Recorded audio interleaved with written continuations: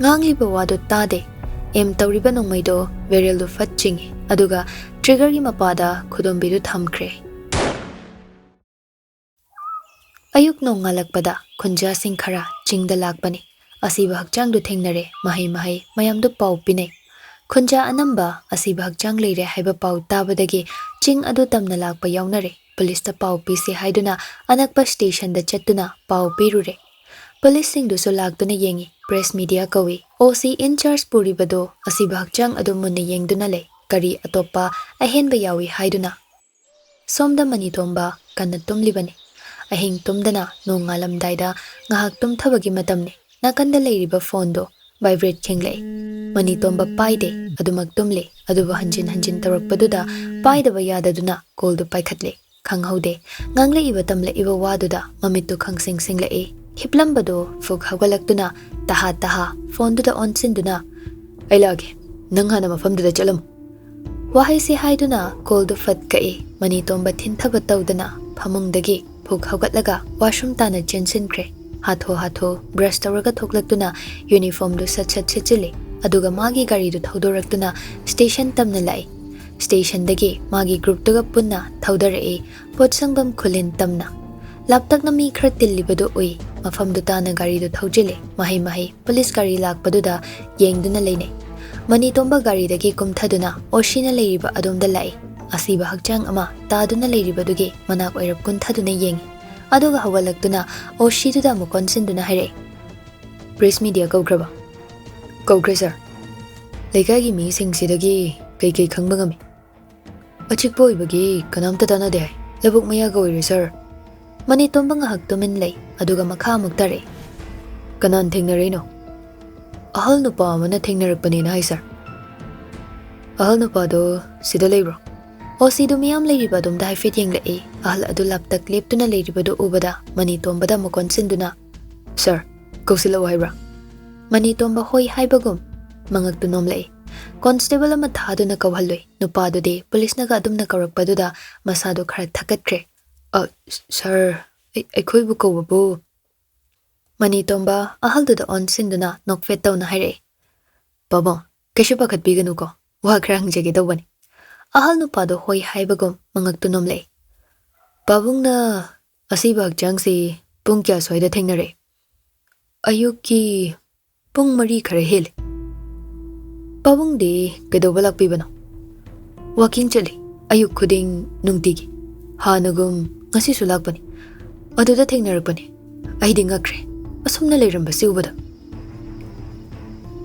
makhol gadi karimta ta khidabra swai sida yum kaya tanadabana labuk oibana kaya tade ni bungo oh tanjadu da press media laktuna report lawe marak sida paulai o shidu mani tombada onsinduna sir tamenglunga kakchinga daso asibak jang ani fangi haina paulai mani tombadu ngaklap tawna o shida yengduna le aduga what adudi siga tharga ohum nongmada miyo yahom osidu hoi haibagum mangak nomlei mani tomba osidu da onsinduna headquarter rajasi sir report lobasi loiraga chalasi asomna haina duna report loba loiba ngaiduna le mani tomba di masado leita fam khangdre leplibadu tuminna leplaga leiba ngamdre mekirasna oiba jatla haina khanduna leikre asomna report loba loiraga makhoi punna headquarter da lai DGP na meeting kausilai in charge puriba makhoi ahumdo mafam du tamna lai meeting hall du da famladuna lai DGP tablapna wa hodore mafam ahumgi aingonda report piro tamenglongi OC in charge oiribado file amadagi paper khar lawthoktuna DGP de yenghali DGP paper du da iriba warol singdo munna pai paba loiraga mani tombana amok magi paper du pi asumna mathang mathang piba loiraga DGP do report tu yengba loiraga ngahak WakhaL khanduna lai aduga tablapna misi asi kari karamna hatlamba mishi male pre-plan natraga khudakta mani tombana pre-plan mande sir DGP ani du da mukon sinduna hare nabani gidi kari manba tamenglongi OC duna adumadi haibangam de sir pharaga mafam du da khudakta hatokpagi mami amadi dari maramdi mafam adu da dumak uba phangi I khara chekhai duna tabagumba Kakchinggi in charge poriba ASI duna mafamduda khudakta hatpa mihani maramdi asibadu yam fresh ori sir sigumba kesi thaina di amog ani orambani hojikna tattana thokle aikhoina senaba jaksindabagini haigadoribani leibakse mawong ama tawri ihaw achauba amadi sungsoi soidana thoglani DGP duna hairakpani asomna nga kwari sanaraga magi station da mukhanakre mani tomba magi room da famduna leiri OC do mani tomba gi manakta changlakduna salute tawe mani tomba phammu haibagi matawgum ingit tawe OC do hoi haibagum tapna famthai mang oirapna mani tomba na kaibaw leire sir raski maramda pawkhra bhangi mani tomba OC da mamitu sangtre genglei aduga thasadaba magal loina duna karamba kamdoba paw ma indom chan hairakpani sir hairo kay paw crime amada chenaruri hai adugi hatlibani so hainai haina haire kari crime adudi phasana khangjadre sir fare paw phanglaga leptana paw piro aduga hojik phangba sibak chang adugi makhoi gi imung manunga paw phaunana basil OC du hoi hairamlaga romdudagi thokre mani tomba tominna famlaga le WakhaL dudi maphang khandun leire raski video gi maram gi wado haina singna kankrabani adubu thoklakliba thodok mayam sigi marakta mekiras yawramladi handamukti lotpa yararoi haina khalai thengkhang kaya kanduna laklabani handamukti ma upai leiroi dori machinda taplap solei as kamdauna handamukti kanbangam loidorida somda Yaikhomba famlaga leire magi roomda nupa ama hathu chelakduna TV gi switch to on fattawi Yaikhomba di matawduda ingak ngakre karino haibagi matawgum tingak yengduna leire wala ngangde tawribado tuminna yengduna leire nupa aduna remote to tap paiduna channel ama sili kanglei channel da bulletin news haina thaduna paw ama laami tongan ba mafamdagi asiba hakchang ahum phangba ngamle asiba hakchang ahumak nongmaina kaplambani haire report ki matung inadi asiba hakchang sing asigi in details oiba pawdi phangba ngamdre Yaikhomba famlambadagi fuk haugalai aduga saurap tawna kari kana nupadu Yaikhomba da yengduna khangde sir Yaikhomba saurangnana mangda leiriba table do safu kanna kawi aduga ahoba khonjel da kalapna mekiras ki maming do lawi nupadu matawduda akiba amadi faure adubo tumina leplaga le room du dagi thoklakpa suma ngamda adumak maru luk thaduna leplaga le Yaikhomba du sauna phone du lauthokduna contact list changduna call ama tawi call du hek tawbaga paikhatlai taha mekiras kaidale phone dagi nupa amagi khonjel da paibung khule Yaikhomba wala ngangdana call du fat kakthale aduga asawa du fathana ba haiduna sofa du da amuk fam thare Yaikhomba du mangda leiriba nupa du da munna yenglei aduga taplapna mayum dadi paw phangkraba nupadu phangdri haibagi matawgum mangak to haire yare jakro ngasi gi ganamda janghalakano nupadu yathang phangbadagi room dudagi thokre Yaikhomba matomta phamduna le asawbana masado asawbagi e oina chenkibagum tawri mekiras ei kanano haibasi nangwanda munna khangan bataridana nangi miyo shingshu einda kidur kyabado namit thitni yeng nangishu matam yawrabani wahai se hairaga nokfet tawe somda sinthoibaga mekiras kado room amada famduna leire sinthoiba mekiras ta haifet yenglaga Yaikhomba na karigidamag masagi mising hatoiba mekiras na miyamda aigi ming puthokna bahonaragani samna hairabada ai mihatsida chenanaba sinthoiba mekiras ki waduda tuminna yengduna le makha di kai dosige makha yam lei mathang tapna tawba hausi yam su thujin gumsida sinthoiba so haifet noklai mamanabana silam gadaba plan singdo ma khangba ngamdreso haire iba wahi kharasida khajikti khangle araiba thabakti oidra heba aduba adumak wala ngangda tuminna sum taduna lei mekira sinthoibada haifet yenglai aduga famlambado haugatuna chetkre aduga iman manba upu adugi manakta changlaktuna upu do hangdoktuna kon singduna yauribadu lauthore sinthoiba ꯇꯨꯃꯤꯟꯅ ꯑꯗꯨꯃꯛ ꯌꯦꯡꯗꯨꯅ ꯂꯩ ꯋꯥ ꯂꯥꯡ ꯉꯥꯡꯗꯦ ꯃꯦꯀꯤꯔꯥ ꯁꯤꯟꯊꯣꯏꯕꯒꯤ ꯃꯅꯥꯛꯇ ꯆꯪꯂꯛꯇꯨꯅ ꯃꯈꯨꯠꯇ ꯄꯥꯏꯔꯤꯕ ꯄꯣꯠ ꯑꯗꯨ ꯁꯤꯟꯊꯣꯏꯕꯗ ꯄꯤꯔꯛꯏ ꯁꯤꯟꯊꯣꯏꯕꯁꯨ ꯀꯔꯤꯅꯣ ꯍꯥꯏꯅ ꯄꯣꯠꯇꯨ ꯂꯧꯗꯨꯅ ꯌꯦꯡꯏ ꯀꯔꯤꯁꯨ ꯅꯠꯇꯦ ꯂꯦꯇꯔꯅꯤ ꯀꯅꯥꯅ ꯊꯥꯔꯛꯄꯅꯣ ꯍꯥꯏꯕ ꯋꯥꯍꯪꯁꯦ ꯍꯪꯅꯤꯡꯏ ꯑꯗꯨꯕꯨ ꯍꯪꯗꯦ ꯃꯥ ꯄꯦꯄꯔꯗꯨ ꯍꯥꯡꯗꯣꯛꯂꯒ ꯀꯔꯤꯅꯣ ꯍꯥꯏꯅ ꯄꯥꯏ ꯀꯨꯏꯅ ꯊꯝꯕꯒꯤ ꯑꯏꯕ ꯋꯥꯔꯣꯜꯁꯤꯡꯗꯨ ꯏꯆꯥꯏ ꯆꯈꯥꯏꯕꯒꯨꯝ ꯇꯧꯔꯦ ꯄꯥꯕꯝꯗꯣ ꯄꯥꯛꯅ ꯈꯪꯗꯦ ꯑꯗꯨꯕꯨ ꯁꯤꯟꯊꯣꯏꯕ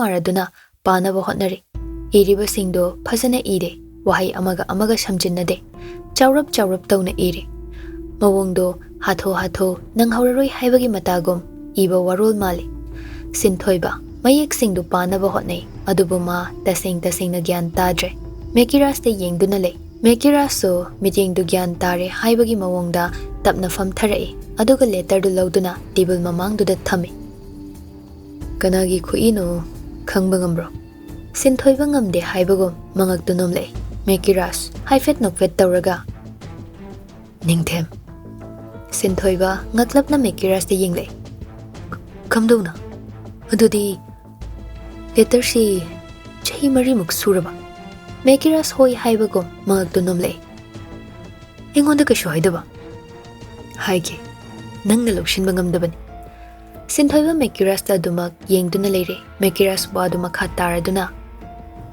ꯑꯇꯣꯞꯄ ꯋꯥ ꯅꯥꯀꯟꯗ ꯊꯝꯁꯤ ꯁꯤꯗ ꯍꯥꯏꯔꯤꯕꯁꯤ ꯀꯔꯤꯅꯣ ꯍꯥꯏꯕꯗꯣ ꯈꯪꯕ ꯉꯝꯕ꯭ꯔꯥ ꯉꯝꯗꯦ ꯆꯍꯤ 4ꯒꯤ ꯃꯃꯥꯡ ꯃꯥ ꯁꯤꯗ꯭ꯔꯤꯉꯩ ꯃꯃꯥꯡꯗꯅꯤ ꯊꯥꯔꯛꯏꯕ ꯆꯤꯊꯤꯁꯦ ꯁꯤꯟꯊꯣꯏꯕ ꯌꯦꯠꯁꯤꯜꯂꯨꯗꯦ ꯑꯗꯨꯃꯛ ꯇꯨꯃꯤꯟ ꯂꯩ ꯋꯥꯔꯤꯁꯤ ꯃꯥ ꯇꯥꯔꯤ ꯍꯥꯏꯕꯒꯤ ꯃꯑꯣꯡꯗ ꯃꯦꯀꯤꯔꯥꯁ ꯇꯞꯂꯤ ꯑꯗꯨꯃꯛ ꯋꯥꯗꯨ ꯃꯈꯥ ꯇꯥꯔꯛꯏ ꯅꯤꯡꯊꯦꯝꯅ ꯁꯤꯗ꯭ꯔꯤꯉꯩꯗ ꯊꯥꯔꯛꯄ ꯆꯤꯊꯤꯅꯤ ꯃꯥ ꯍꯥꯠꯈ꯭ꯔꯤꯁꯤꯅ ꯀꯩ ꯃꯔꯝꯒꯤꯅꯣꯗꯤ ꯈꯪꯕ꯭ꯔꯥ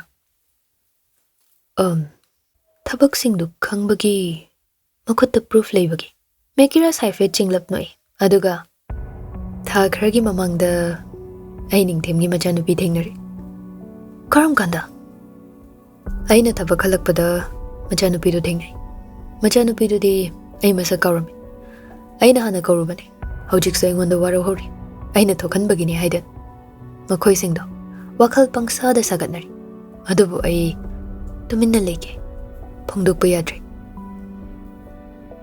ꯅꯤꯡꯊꯦꯝꯅꯗꯤ ꯄꯤꯔꯝꯕ꯭ꯔꯣ ꯄꯤꯔꯝꯗꯦ ꯃꯥꯅ ꯇꯥꯛꯂꯤꯕ ꯃꯐꯝꯁꯦ ꯑꯩꯁꯨ ꯄꯥꯛꯅ ꯈꯪꯕ ꯉꯝꯗ꯭ꯔꯤ ꯆꯤꯊꯤꯁꯤꯗ ꯏꯔꯤꯕꯁꯤ ꯃꯐꯝ 3ꯅꯤ ꯍꯥꯏꯔꯝꯂꯤꯁꯤ ꯃꯇꯠ ꯇꯠꯄꯅ ꯄꯥꯛꯅ ꯈꯪꯗꯕꯅꯤ ꯃꯗꯨꯒꯤ ꯄꯣꯠꯇꯨ ꯐꯪꯉꯗꯤ ꯌꯥꯔꯦ ꯐꯣꯡꯅ ꯑꯀꯤꯕ ꯂꯩꯇ ꯂꯥꯟꯊꯦꯡꯅꯕ ꯁꯝꯅ ꯍꯥꯏꯔꯕꯗ ꯏꯔꯝꯂꯤꯁꯦ ꯃꯐꯝ 3ꯁꯤꯗ ꯁꯨꯡꯁꯣꯏ ꯁꯣꯏꯗꯅ ꯄꯣꯠ ꯈꯔꯗꯤ ꯂꯩꯔꯝꯃꯅꯤ ꯁꯤꯗ ꯏꯔꯤꯕꯁꯤꯡꯁꯤ ꯀꯩꯅꯣ ꯑꯩꯉꯣꯟꯗ ꯈꯪꯍꯜꯂꯝꯃꯤꯒꯦ ꯃꯦꯀꯤꯔꯥꯁ ꯇꯦꯕꯜꯗꯨꯗ ꯍꯥꯏꯐꯦꯠ ꯅꯣꯟꯊꯔꯛꯏ ꯑꯗꯨꯒ ꯃꯈꯨꯠꯇꯨꯅ ꯊꯤꯟꯗꯨꯅ ꯃꯩꯇꯩ ꯃꯌꯦꯛꯅꯅ ꯏꯔꯝꯂꯤꯁꯦ ꯑꯗꯨꯅ ꯄꯥꯛꯅ ꯈꯪꯗꯕꯅꯤ ꯁꯤꯟꯊꯣꯏꯕ ꯃꯔꯛ ꯐꯠ ꯊꯠꯂꯛꯏ ꯅꯤꯡꯊꯦꯝꯁꯤ ꯃꯩꯇꯩ ꯃꯌꯦꯛꯀꯤ ꯑꯣꯖꯥꯁꯨ ꯑꯣꯏꯔꯝꯃꯤ ꯑꯗꯨꯒ ꯁꯤꯔꯣꯏꯒꯤ ꯔꯤꯄꯣꯔꯇꯔ ꯍꯣꯏ ꯃꯩꯇꯩ ꯃꯌꯦꯛ ꯆꯠꯅꯕꯒꯤ ꯌꯥꯝꯅ ꯀꯟꯅ ꯇꯧꯔꯤꯉꯩ ꯃꯇꯝꯗꯅꯤ ꯃꯥꯁꯨ ꯑꯩꯈꯣꯏꯒꯤ ꯁ꯭ꯀꯨꯜꯗ ꯑꯣꯖꯥ ꯑꯣꯏꯔꯝꯂꯒ ꯁ꯭ꯀꯨꯜꯗꯨ ꯃꯨꯠꯈꯤꯕꯗꯒꯤ ꯃꯤꯗꯤꯌꯥꯔꯣꯝꯗ ꯆꯪꯈꯤꯕꯅꯤ ꯑꯗꯨꯒꯤ ꯃꯔꯛꯇꯅꯤ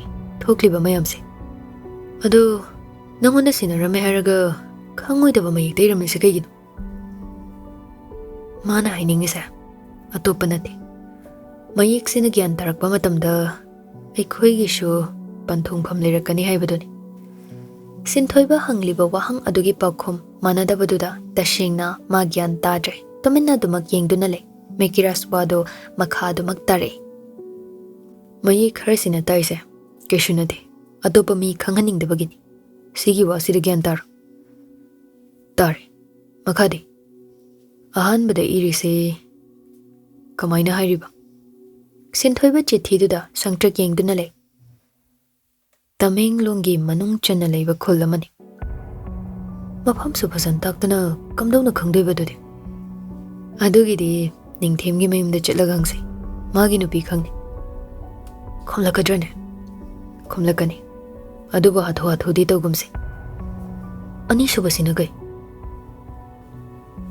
ꯅꯨꯡꯐꯨꯔꯥꯗꯅꯤ ꯃꯤ ꯀꯌꯥ ꯇꯥꯗꯗꯥꯏꯅꯦ ꯇꯥꯗꯦ ꯊꯥꯏꯅꯗꯤ ꯌꯥꯝ ꯇꯥꯈꯤꯗꯦ ꯍꯧꯖꯤꯛꯇꯤ ꯈꯔ ꯍꯦꯟꯒꯠꯂꯝꯒꯗ꯭ꯔꯥ ꯄꯥꯛꯅ ꯈꯪꯗꯦꯅꯦ ꯑꯗꯨꯒꯤ ꯃꯔꯝꯗꯗꯤ ꯑꯗꯨꯒ 3ꯁꯨꯕꯁꯤꯅ ꯀꯩ ꯍꯥꯏꯅꯣ ꯇꯨꯁꯦꯟ Sinthoiba sor asangba mahontoga haire.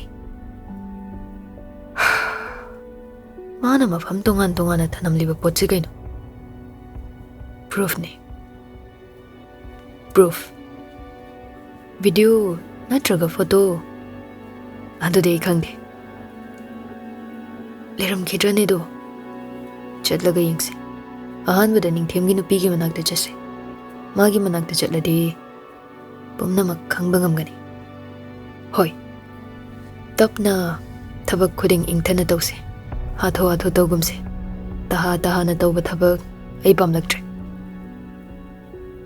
Aduga tungan na thamliba mayam si punsilaga amatang oirakadoribra. Maram amadi leramani. Mafam amatangda thanamdrisinadi. Pare. Irangsina khara nimtharga chasi. Natradi yar. Hoi. Sinthoiba sa room do dagi thokre mekiras tuminna famlaga leihowi. Room do ichik chikhaure. Leiribadu mathanta ngaire. Achikpadugi khudong chabal lauduna misak ama ningsinglakpagum tawri. Wahang ama hangjay mathanta. Paukhum su pijari. Thoishna bo kauthokhrabra haiba wahang si hangningba phawi. Hangsi wahang ama mafamda. Nangi thawai ni hairamliba misak adubo kaukrabra ningsingdrabra haiduna. Mekiras taplapna machindu sole. Sana. Aibu warugan. Ay nang bukawde. Kauba sulaite. Matang na matam na ne. Ay nalan ba ne. Nang aibu sauram gani haiba ay kangi. Warashuwana nang aibu ngayram ko. Nan yuwa hangi paukhum. Ay napamda pini. Napamda ihan-hana wari singse. Ay lini. Madub haudi nang ngayram. Kauba laite. Kauba shungamloy. Mayikla na naidraba mami matakrabane. Nung si bikyani sage haina khali nafamdagi pigaw saduna yabirakadra haina su jingnari. WakhaL sa pugningso nung si bahaiba asigi wahantok panglakpa horaba matamsida nung si haitaba kanana thugay bikre nangi aigi maraktagi setu na pukre humdokre adubu kaungamde nang budi kauroi punsigi. Somda thoishna masado chokthaba henmanbadagi hospital da pukhalai. Sana haldi machagi phibam do ubada nungaitaba phauribani adubu ma karisu khandaba saduna lay. Thoishna wala ngangkhidre tomina dumak bed mathaktuda hiplaga leikre. Roser mandom chana haibagi anaba hangba laklibani. Mandom chana leiriba room duda thoishna su leirami. Roser di thoishna gi matau ubada nungaitaba na pik thali. Masasi ware haiba yengbada dumak khangi. WakhaL lainani haiba su yengbada dumak khangi. Adubu maraksida Roser do momon minok amatamla imay thongda. Karigi kanagi damak nokliba momon minok.